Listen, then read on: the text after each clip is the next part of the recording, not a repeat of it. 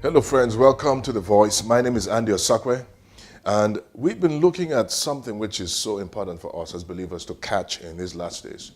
We're looking at the concept, the idea of the church as God's standard in the last days. You know, one of the things we've seen is that function of being a standard has a lot to do with our prayer lives, has a lot to do with our intercession as believers. You know, we saw in Isaiah 59, verse 19, verse 20, verse 15, and verse 16, we saw, first of all, the church is the standard. And then we saw that the church is expected to play an intercessory role in these last days. The church is supposed to stand in the gap and stop the flood of Satan, the onslaught of the enemy that's coming against us right now. If you look around you today in this world, it's amazing how much harm, how much terror, how much destruction is happening every day. You watch the news and it's usually a very sad story. And that's because in many nations, the church has stepped back, or in many cases, the church never even knew its place in and then because of that, the enemy has been able to cause harm. Satan will always take advantage of our ignorance. He will not keep quiet, or he will not stop his activity because we don't know. Ignorance is a dangerous thing for the believer.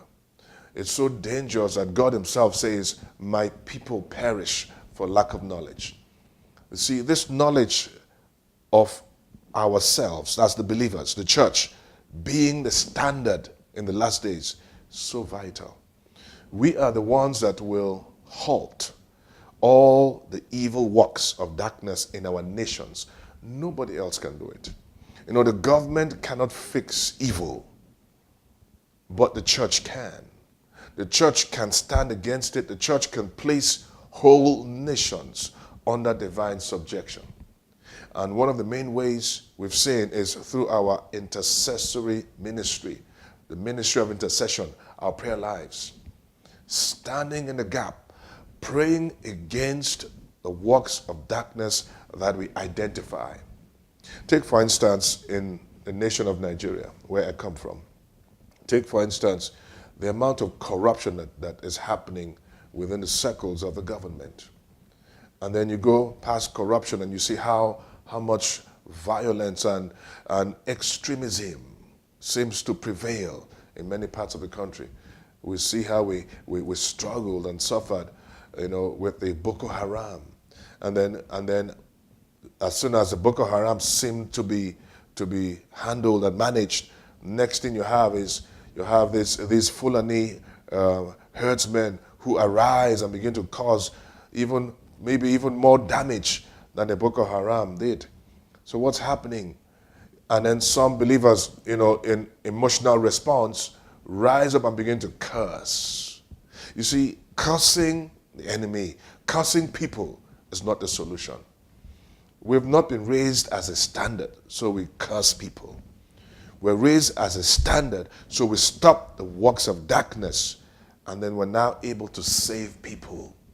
We don't want people to die and go to hell. We want to stop the influence. There's an influence behind their activities. And only the church has the authority to stop the influence. So we need to start to pray. You see, a lot of times believers pray for their personal needs, but do not pray for kingdom advancement.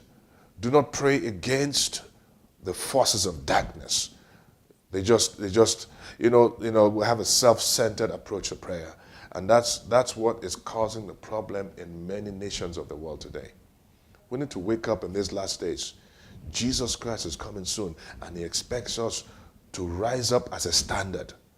And so that this great commission, we can wrap it up quickly, but we have to rise up as a standard, and we have to start to pray. Nigerians, we have to pray. We have to ask God to intervene.